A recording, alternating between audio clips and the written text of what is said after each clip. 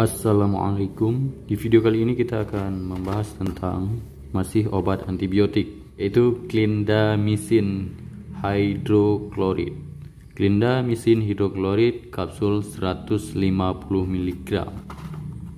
Sama seperti biasa antibiotik obat keras, dan ini obat generik 5 blister 10 kapsul. Jadi isinya ini ada 5 blister. Blister itu masih sama dengan strip. Obat ini berbentuk kapsul dan diminumnya lebih baik bersamaan dengan air ya, yaitu air putih, untuk menghindari iritasi pada tenggorokan agar obatnya bisa masuk dengan lancar karena ini kapsul. Jangan lupa juga sebelum mengonsumsi obat lihat tanggal kadaluarsanya. Clindamycin indikasinya untuk pengobatan infeksi berat yang disebabkan oleh bakteri anaerob dan strain bakteri aerob gram positif yang peka, seperti streptokoki, pneumokoki, dan staphylokoki. Anaerob, infeksi berat pada saluran pernapasan seperti emfisema, pneumonitis anaerobik, dan abses paru-paru, infeksi berat pada kulit dan jaringan lunak. Septisemia, infeksi intraabdominal seperti peritonitis dan abses intraabdominal. Infeksi ginekologi meliputi endometriosis, selulitis pelvik, dan infeksi pasca bedah pada vagina. Streptokoki, infeksi berat pada saluran pernapasan, infeksi berat pada kulit dan jaringan lunak, septisemia. Staphylokoki, infeksi berat pada saluran pernapasan, infeksi berat pada kulit dan jaringan lunak. Pneumokoki, infeksi berat pada saluran pernapasan. Terapi tambahan, dalam terapi pembedahan pada infeksi kronis tulang dan sendi yang disebabkan organisme yang peka. Kontraindikasinya terhadap orang hipersensitif clindamycin hidroklorid atau lincomycin, dan juga pasien dengan diare.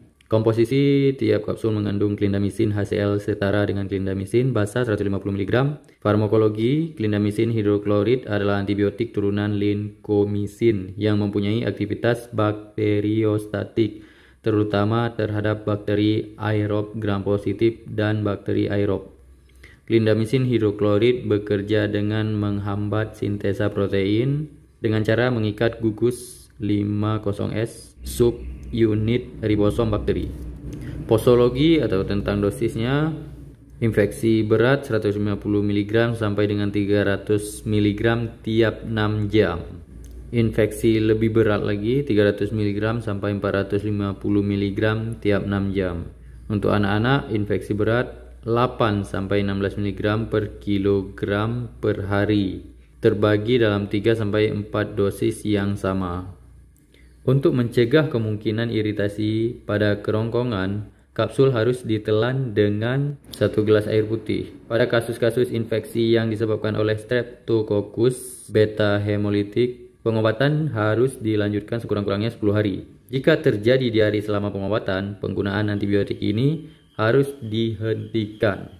Efek sampingnya pada gastrointestinal atau sistem pencernaan atau lambung, kolitis yang berhubungan dengan antibiotik, sakit perut, mual, muntah, dan diare. Bagi yang hipersensitivitas, ruam makulopopular, dan urtikaria. Ruam kulit umum seperti bentuk morbili yang ringan sampai sedang, sindrom Stevens-Johnson, dan anafilaksis. Pada hati, jaundice, ketidaknormalan tes fungsi hati. Pada ginjal, gangguan fungsi ginjal seperti azotemia, oliguria, dan proteinuria.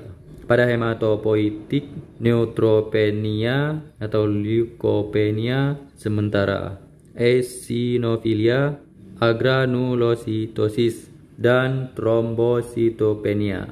Pada muskuloskeletal atau pada otot, poliartritis, tapi jarang ya. Pada kardiovaskular atau jantung, kardiopulmonari arrest dan hipotensi, jarang. Kulit dan selaput lendir, pruritus, vaginitis, dermatitis eksfoliatif, dan vesikulobulus. Peringatan dan perhatian, clindamycin hidroklorid hendaknya digunakan hanya untuk pengobatan infeksi berat. Karena seperti kita ketahui, efek samping yang sangat berbahaya tadi cardiopulmonary arrest ya, atau henti jantung, walaupun jarang terjadi. Clindamycin hidroklorid tidak boleh diberikan untuk infeksi saluran pernapasan bagian atas. Clindamycin hidroklorid hendaknya diberikan dengan hati-hati pada pasien dengan riwayat gangguan pencernaan, terutama kolitis, dan pada pasien dengan atopi. Pada pasien dengan penyakit hati dan atau ginjal yang berat dengan disertai gangguan metabolik, pengobatan hendaknya dilakukan dengan hati-hati dan kadar clindamycin hidroklorid serum dimonitor saat pengobatan dengan dosis tinggi. Pemberian clindamycin hidroklorid pada pasien usia lanjut hendaknya dilakukan dengan hati-hati. Perubahan frekuensi defekasi harus dipantau karena pasien usia lanjut dengan penyakit berat kurang dapat mentoleransi diare. Pertumbuhan berlebihan dari organisme yang tidak peka, khususnya ragi, dapat terjadi. Bila terjadi superinfeksi, harus dilakukan tindakan yang tepat sesuai dengan kondisi klinis pasien. Prosedur pembedahan hendaknya dilakukan bersamaan dengan terapi antibiotika. Selama pengobatan jangka panjang, hendaknya dilakukan pengujian berkala terhadap fungsi hati dan ginjal serta penghitungan sel darah. Karena clindamycin hidroklorid tidak dapat berdifusi ke dalam cairan cerebrospinal dalam jumlah yang mencukupi, maka tidak dapat digunakan dalam pengobatan meningitis. Clindamycin hidroklorid diekresi melalui air susu ibu. Karena adanya potensi efek samping clindamycin hidroklorid pada janin. Keputusan penghentian obat hendaknya dilakukan dengan mempertimbangkan pentingnya obat yang bersangkutan terhadap ibu. Pemberian clindamycin hidroklorid pada bayi yang baru lahir dan bayi harus diikuti dengan pemantauan fungsi sistem organ. Interaksi obat. Clindamycin hidroklorid memiliki sifat penghambat neuromuskular yang dapat meningkatkan efek obat penghambat neuromuskular. Untuk itu, clindamycin hidroklorid perlu diberikan secara hati-hati pada pasien yang sedang menerima obat ini secara bersamaan. Secara in vitro telah ditunjukkan adanya antagonisme antara clindamycin hidroklorid dengan erythromycin. Karena kemungkinan bermakna secara klinis, kedua obat ini tidak boleh diberikan secara bersamaan. Overdosis. Tidak ada pengobatan yang spesifik jika overdosis. Bila terjadi reaksi alergi, diberikan terapi darurat termasuk kortikosteroid, adrenalin, dan antihistamin. Penyimpanan pada suhu di bawah 30 derajat Celcius.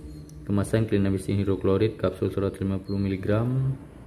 Dan jangan lupa harus dengan resep dokter. Obat ini untuk yang memang infeksinya sangat berat.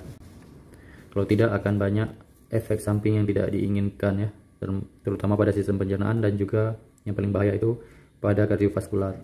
Sekian tentang clindamycin hidroklorid, dan video ini dibuat bertujuan untuk informasi tentang penggunaan obat, hanya untuk edukasi. Terima kasih banyak buat teman-teman yang sudah menonton, semoga bermanfaat. Sampai jumpa di video berikutnya. Assalamualaikum. Thanks for watching and subscribing. Hope it is useful. Until next